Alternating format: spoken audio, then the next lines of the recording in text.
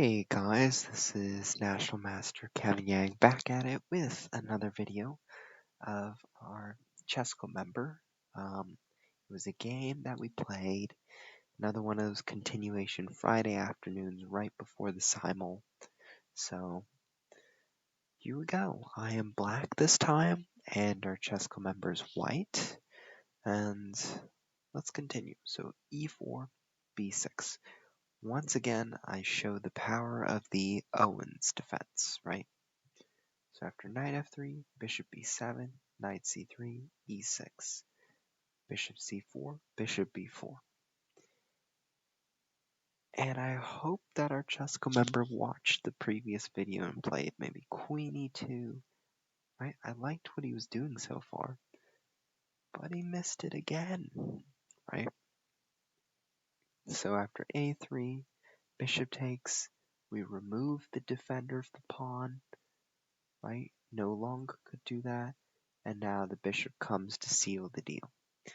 Castles, knight f6, bishop f4. So at this point, our Chesco member is playing fine, right? And after c4, I thought it was an okay move, right?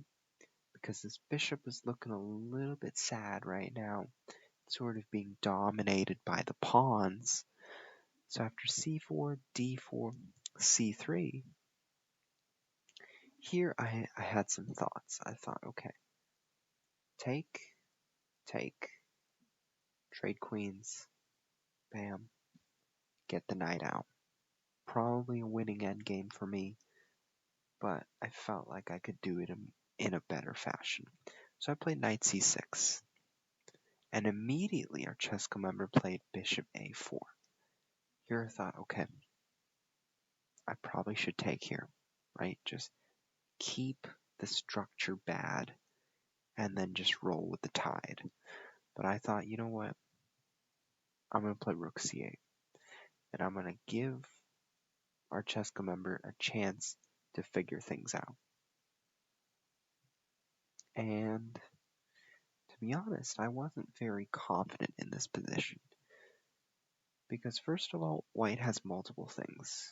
Bishop g5 with the threat of rook takes e4 because the bishop pins the knight, right? There's also the threat of take the pawn, right? There's also that threat.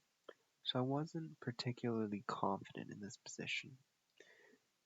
But our Chesco member played knight h4.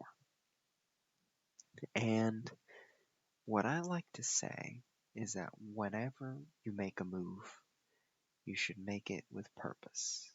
And when I look at this move, it's sort of like, I just played it just because I didn't know what to do, right? So I would say at this sort of point in the game, it's time to look for a plan.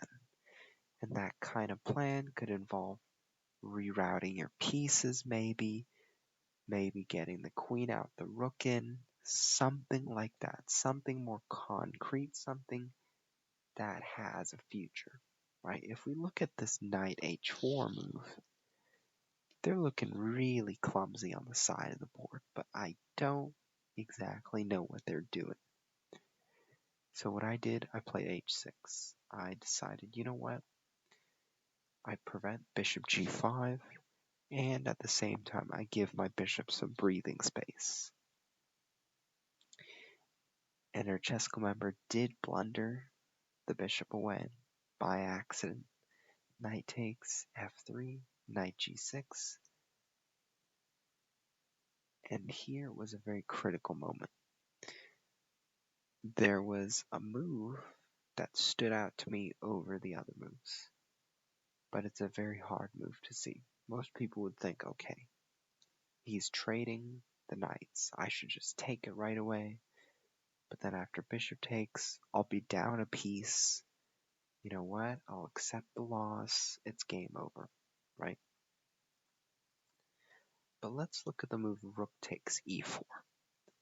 After knight takes e4, and after knight takes g6, well, Now we don't know, right?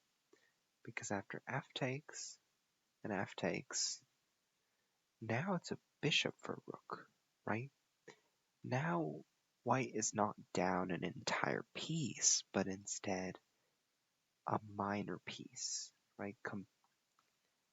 A bishop compared to rook is the difference is only 2 pawns. The other one is a minor piece. It's 3 pawns, right? So we prefer this scenario. But in both cases, it's not very, attractive as an option. So in the game, our Francesco member did miss it because it was a very hard move to see. Don't worry, it's not something that somebody spots right away. So, so after knight takes, bishop c2, I play d3. I say, you know what? I want to keep your structure bad. Bishop takes, and then this came along. It was very nasty. And I said, you know what? Let's convert, let's trade. It's good game. So, in terms of what could improve in this game, of course, Queen e2, protect this gun. So every time I come to threaten your knight now, you want to think, okay, what is this knight doing? Why did the bishop come here? Right? So after every move your opponent makes, you want to ask yourself, why did they do such thing? If they're threatening something, just look at the threat. You want to know what it is. You want to know how to solve it. Right? So that's one. And a3 didn't do the job. Unfortunately, the pawn was lost. And I would say instead, bring the bishop back this way. Because when you brought it back, when our chess member brought it back this way, well, after c5, c4, he looked like he was in the dust. He looked like he was in the desert, stranded, sort of unsavable. So after d4, and I would say knight h4 was another one. It was one of those, as I described, the move without a purpose, right? Even something like maybe knight e5 would have been interesting. Maybe threatening a trade after knight takes, bishop takes. This pawn might be weak. Maybe you take on f6 here. It's all very, double-edged. So after h6, this blundering didn't quite help. And then eventually, really, I just dominated the squares.